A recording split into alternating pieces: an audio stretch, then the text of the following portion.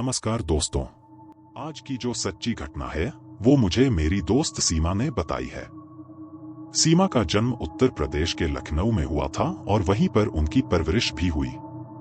2021 में उनका college placement Mumbai में हुआ था। मुंबई के अंधेरी इलाके में एक बैंक में उन्हें एग्जीक्यूटिव के पद पर नौकरी मिली थी। चूंकि कॉलेज प्लेसमेंट था तो जल्दी ज्वाइन भी करना पड़ा। घरवालों ने भी जल्द ही मंजूरी दे दी और सीमा ने अपनी नई नौकरी के लिए तैयारी शुरू कर दी। सीमा बताती है, 2021 में जब मैं मुंबई आ रही थी उस समय कोविड के बारे में सब कुछ पता था, पर इस बात का अंदाजा नहीं था कि वहां जाने के बाद मेरे साथ कुछ ऐसा होगा जो मैंने कभी सोचा भी नहीं था। 2021 की बात है जब सीमा ने कॉलेज पूरा किया और उनकी प्लेसमेंट अंधेरी में हुई थी। उन्होंने एक ऐप पर कुछ रूम्स देखे जो किराए पर उपलब्ध थे। ये ऐप चीजें खरीदने बेचने से जुड़ी थी और उस समय सीमा ने देखा कि अंधेरी में कुछ पीजी उपलब्ध थे। चूंकि सीमा तब स्टूडेंट थी तो उनके पास बहुत ज्यादा पैसे नहीं थे। उन्होंने सोचा कि किसी डबल या ट्रिपल शेयरिंग वाले पीजी में शिफ्ट हो जाती हूँ।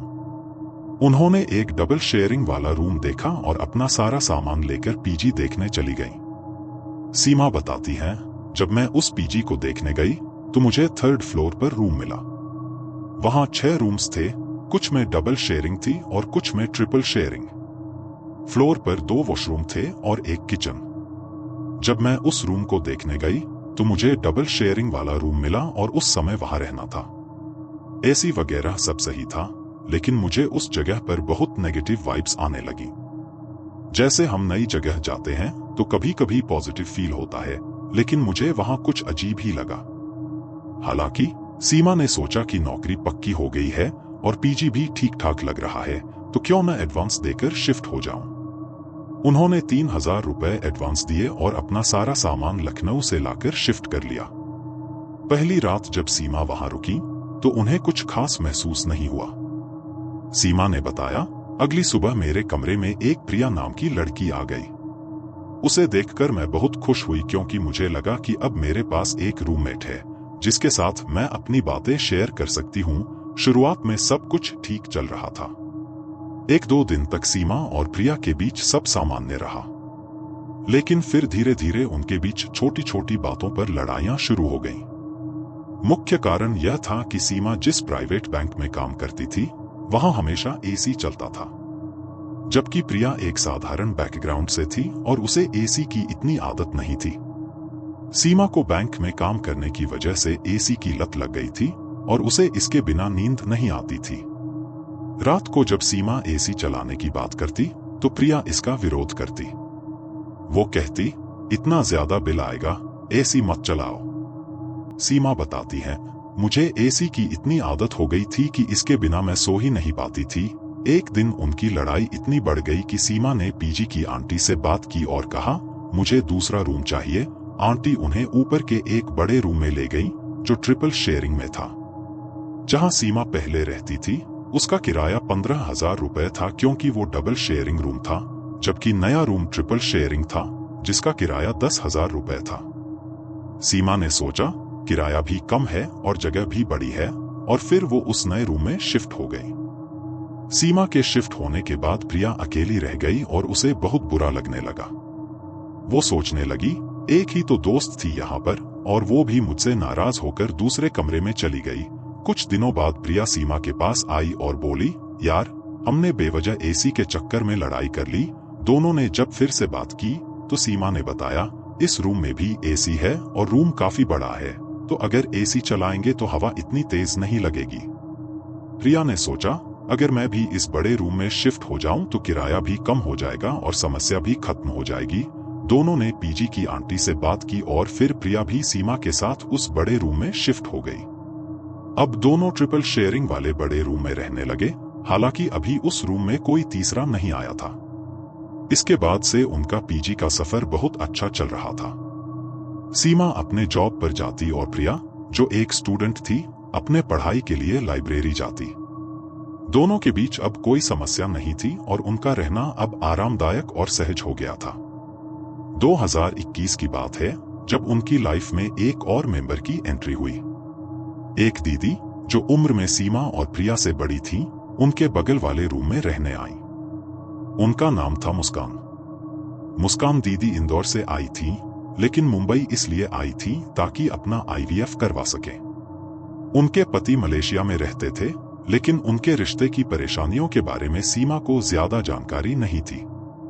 सीमा ने बताया कि मुस्कान दीदी का मुंबई आने का मकसद सिर्फ आईवीएफ करवाना था। सीमा बताती हैं, जैसे ही मुस्कान दीदी हमारे 3rd फ्लोर पर आईं, ऐसा लगा जैसे पूरा पीजी अचानक से भूतिया हो गया। कुछ अजीबोगरीब चीजें होने लगी। 3rd फ्लोर की लड़कियों को ऐसा महसूस होने लगा कि जैसे वहां कोई अनजानी शक्ति मौजूद हो। कभी दरवाजे अपने आप बजने लगते, कभी ऐसा लगता कि कोई रेलिंग पर नाखून रगड़ रहा है, जैसे मेटल पर कुछ खींचा जा रहा हो। मुस्कान दीदी को आईवीएफ के दौरान इंजेक्शंस दिए जा रहे थे और डॉक्टरों ने उन्हें आराम करने की सलाह दी थी, इसलिए वो ज्यादातर समय पीजी में ही रेस्ट करती थी। अब आपके मन में यह सवाल आ रहा होगा कि मुस्कान दीदी, जिनके पति मलेशिया में रहते थे, वो किसी अपार्टमेंट में क्यों नहीं गईं और पीजी में क्यों रह रही थी। सीमा ने बताया कि मुस्कान दीदी का परिवार एक सामान्य पृष्ठभूमि से था और पैसे बचाने के लिए उन्होंने पीजी में रहना चुना था। साथ ही उन्हें ऐसी जगह पर रहने की सलाह दी गई थी जहां आसपास लोग हों जो उनकी देखभाल कर सके। सीमा ने बताया, जब से मुस्कान दीदी आईं, अजीब अजीब चीजें होने लगी। कभी कोई बर्तन गिर जाता, कभी बाथरूम का नल अपने आप खुल जाता और कभी रेलिंग पर मेटल के रगड़ने की आवाज आती। ये सब देखकर हम लड़कियों को अजीब महसूस होने लगा, लेकिन हम इसे बार बार अंधविश्वास मानकर नजरअंदाज कर देती। कुछ लड़कियां पीजी में नौकरी कर रही थीं और कुछ छात्रा थीं। धीरे धीरे ये अजीब घटनाएं बढ़ने लगी, लेकिन असली घटना 25 दिसंबर को हुई, जब सभी लड़कियों ने क्रिसमस सेलिब्रेट करने का प्लान बनाया। कुछ लड़कियां अपने घर जा चुकी थीं, लेकिन सीमा, प्रिया, मुस्कान दीदी और कुछ और लड़कियां क्रिसमस मनाने बाहर गईं। उन्होंने रेस्तरां में खाना खाया, लेकिन लौटते वक्त काफी देर हो गई। सीमा बताती हैं, जब हम खाना खाकर वापस पीजी आए, तो रात को वहां अजीबोगरीब हरकतें होने लगीं। ऐसा लगता था कि अगर हम सब अपने अपने रूम में सो रहे थे, तो रूम के बाहर से किसी के गुजरने की आवाज आ रही थी। यह सब कुछ और भी डरावना होने लगा और हर लड़की को महसूस हो रहा था कि पीजी में कुछ तो गलत हो रहा है, लेकिन इसका सामना करना आसान नहीं था।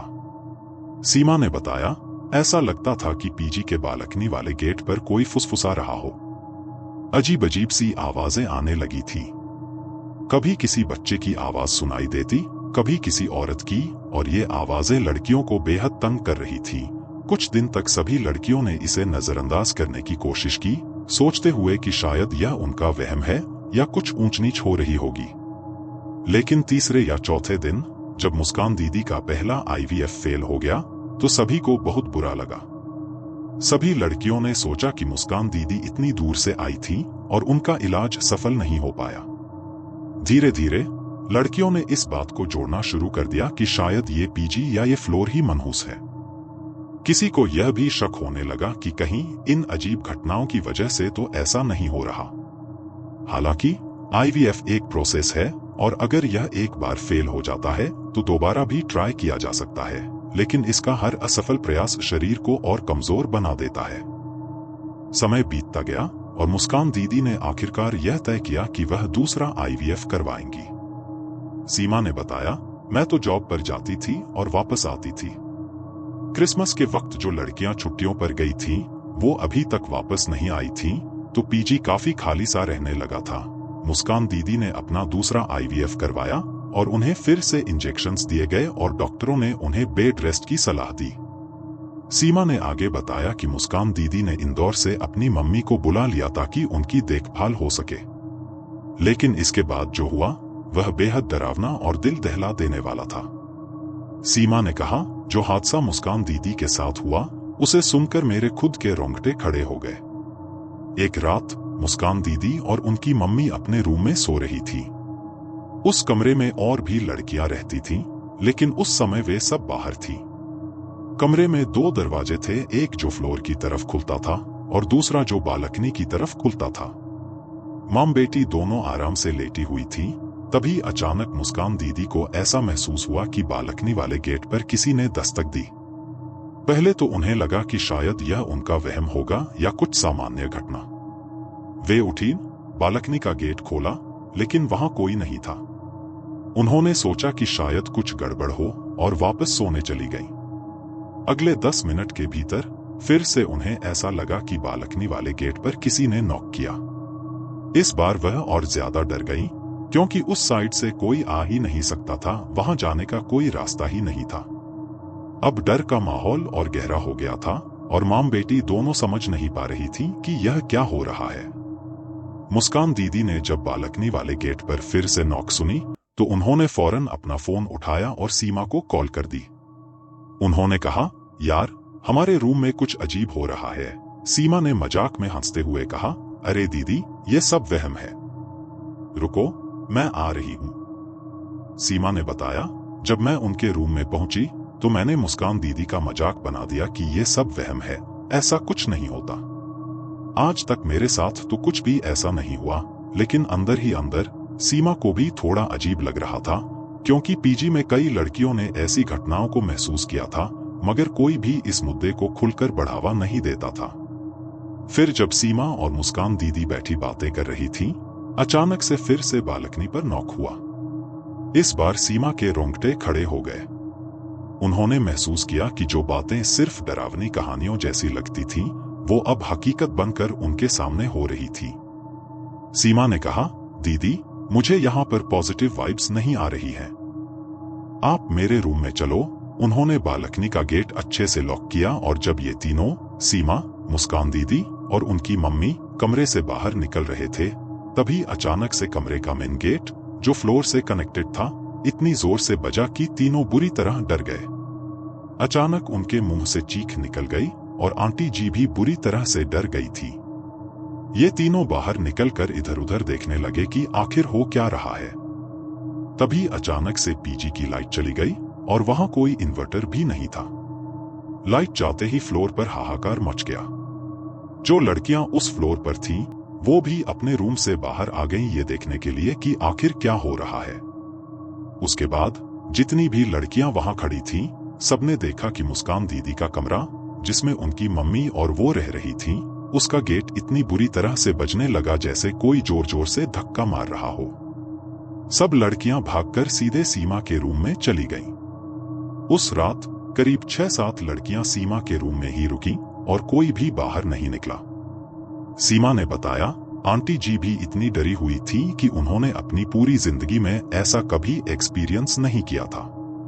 अब किसी को समझ नहीं आ रहा था कि आखिर इस पीजी की बैक स्टोरी क्या थी या फिर इस फ्लोर पर क्या हो रहा था। और सबसे बड़ा सवाल यह था कि मुस्कान दीदी में ऐसा क्या था कि जब से वो यहाँ आई थी, तब से ही उनके साथ अजीब घटनाएं हो रही थी। धीरे धीरे पीजी में रहने वाली बाकी लड़कियों की तबीयत भी खराब होने लगी। सबने अपने घर फोन करना शुरू कर दिया, हमें पीजी खाली करना है, यहाँ कुछ गड़बड़ हो रही है। सीमा ने बताया, आप यकीन नहीं करेंगे, जब हम नीचे सामान लेने जाते थे तो दुकान वाले हमें ऐसे घूरते थे जैसे उन्हें कुछ पता हो, लेकिन हमें नहीं मालूम। उनके चेहरे पर एक डरावनी शंका होती थी। जब हम उनसे पूछते कि अंकल, आप ऐसे क्यों देख रहे हैं, वो हमेशा यही सवाल पूछते थे, आप कहाँ रहते हो? और जब हम बताते कि हम उस पीजी में रहते हैं, तो वो बस चुप हो जाते, सिर झुका लेते, जैसे कोई बड़ा हादसा हो चुका हो, लेकिन कोई उस बारे में बात नहीं करना चाहता था।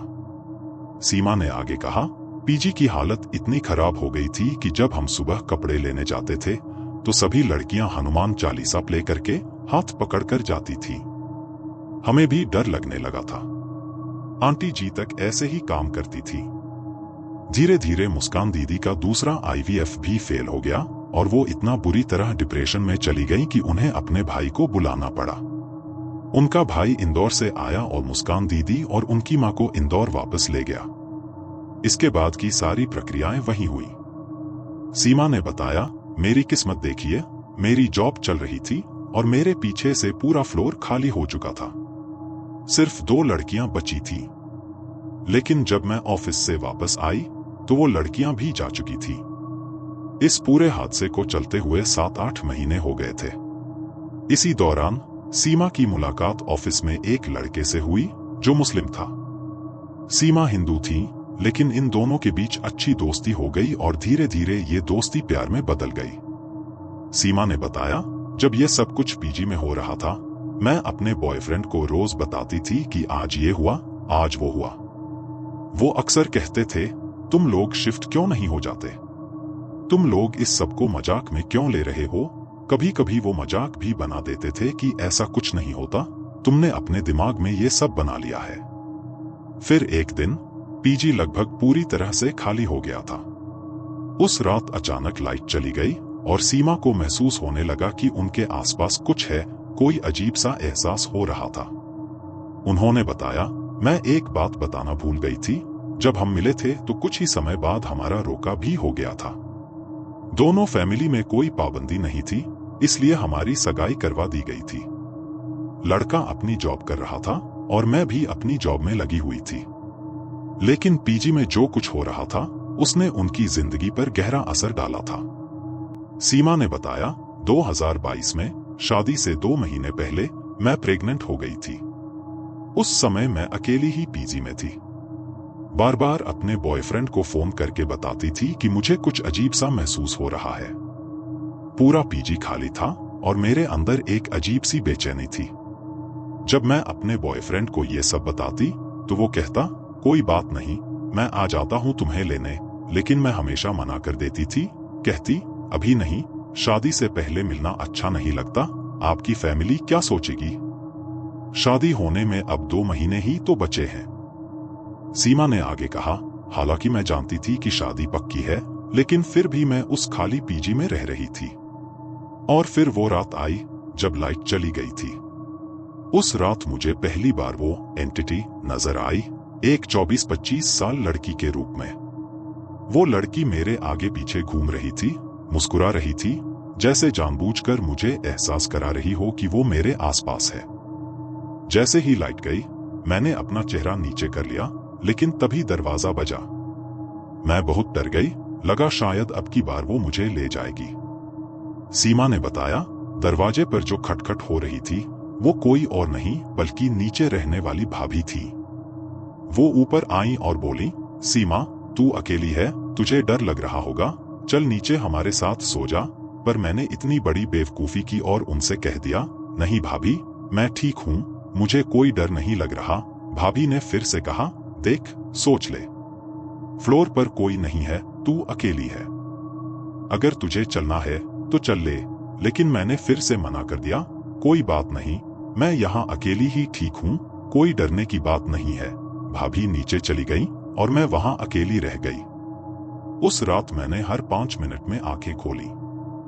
मुझे ऐसा लगता रहा कि वो एंटिटी मेरे चारों तरफ है, मेरे पीछे पीछे घूम रही है। सुबह जब मैं उठी तो ऑफिस चली गई। जब वापस आई तो देखा कि आंटी ने तीसरे फ्लोर पर पूजा करवाई थी। पूजा के बाद कुछ दिनों तक सब कुछ शांत रहा, लेकिन धीरे धीरे चीजें फिर से बढ़ने लगी।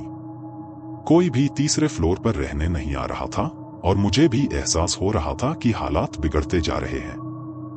आखिरकार मैंने हार मान ली और अपने बॉयफ्रेंड को फोन किया। मैंने कहा, अब मुझे यहां से ले जाओ, इससे पहले कि मेरे साथ कोई हादसा हो जाए। सीमा के बॉयफ्रेंड ने अपनी मम्मी से बात की और उनकी मम्मी ने फाइनली ये फैसला लिया कि अब शादी करवा देनी चाहिए, इससे पहले कि कुछ गलत हो जाए। तो इन दोनों की शादी करवा दी गई। सीमा ने बताया, जब मैं उस पीजी को छोड़कर आई तब भी मेरे साथ चीजें सुधरी नहीं। मतलब अपने ससुराल में आने के बाद भी जब मैं प्रेग्नेंट थी, मुझे बुरे बुरे सपने आते थे। मैं रात में कम से कम 6-7 बार जग जाती थी।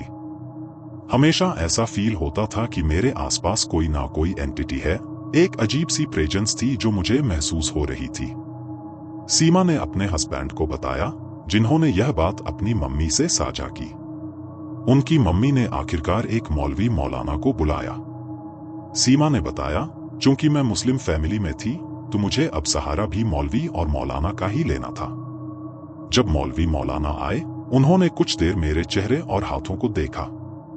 मुझसे कोई सवाल नहीं किया, लेकिन मौलवी ने साफ साफ कहा, बेटा, जिस पीजी में तुम रह रही थी, अगर तुम वहां और 1 हफ्ता रुक जाती तो शायद तुम आज जिंदा नहीं होती। सीमा ने चौंक कर पूछा, ऐसा क्या था उस पीजी में जिसकी वजह से इतना कुछ हो रहा था? मौलवी ने बताया, उस पीजी का इतिहास बहुत ही बुरा रहा है। मौलवी ने आगे समझाया कि उस पीजी में एक लड़की कुछ समय पहले रहती थी जो एक लड़के से बहुत प्यार करती थी। वह लड़की उस लड़के से प्रेग्नेंट हो गई थी और जब उसने अपने बॉयफ्रेंड से शादी की बात की तो लड़के ने उसे अपनाने से मना कर दिया। इस घटना से लड़की इतनी डिप्रेस हो गई कि उसने उसी पीजी में अपने शरीर को आग के हवाले कर दिया और वहीं उसकी जान चली गई। मौलवी ने बताया कि उसी घटना के बाद से अगर कोई आम लड़की उस पीजी में रहती है तब तो कोई समस्या नहीं होती, लेकिन अगर कोई प्रेग्नेंट औरत वहां आती है तो उसके बच्चे की बलि ली जाती है। यही वजह थी कि सुभाषनी दीदी के दोनों आईवीएफ फेल हो गए और अब सीमा की बारी थी। यह सुनकर सीमा को एकदम धक्का लगा। उन्होंने मौलवी से हाथ जोड़कर कहा, मैं जिंदगी में फिर कभी ऐसी गलती नहीं करूंगी। उन्होंने अपने अनुभव से सबको यही मैसेज दिया, अगर आप किसी नई जगह जा रहे हैं, चाहे पीजी हो, हॉस्टल, फ्लैट या अपार्टमेंट, पहले उस जगह के बारे में अच्छे से जानकारी ले लो। किसी भी नई जगह के इतिहास को जानना बहुत जरूरी है, क्योंकि ऐसी घटनाएं कहीं भी हो सकती हैं और आपको कोई नहीं बताएगा जब तक आप खुद पूरी तरह जांच नहीं कर लेते। अब जब आपको इस कहानी का कंक्लूजन और मोरल मिल चुका है तो मेरी आपसे एक रिक्वेस्ट है, जो नए व्यूवर्स हमारे चैनल पर आए हैं वे चैनल को सब्सक्राइब कर लें, बेल नोटिफिकेशन ऑन कर लें, ताकि मैं ऐसे ही और वीडियो और किस्से आपके सामने लाता रहूं। धन्यवाद।